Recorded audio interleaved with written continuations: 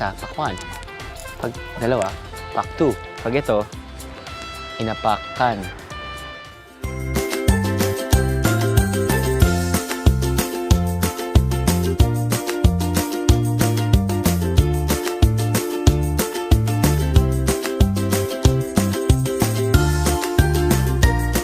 Bani, Pangasinan!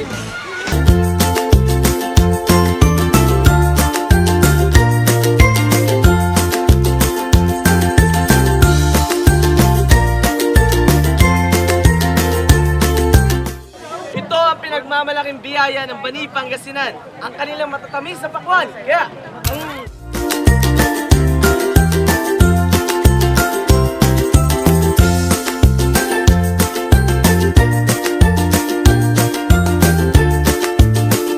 Pila aabot ng 465 po ang mga kasama ko ngayong umaga na maghiwa ng pakwan at first time yan, unang-una sa unang hirit na magkakaroon ng mass slicing. Handa na ba kayo guys? Maghiwa ng pakwan!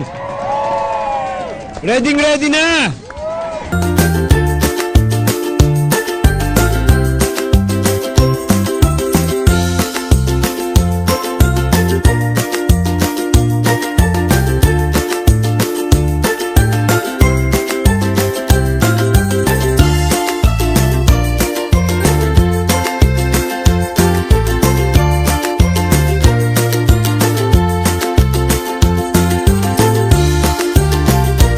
So apparently Bani in Pangasinan in the Philippines has the sweetest and juiciest and reddest watermelons.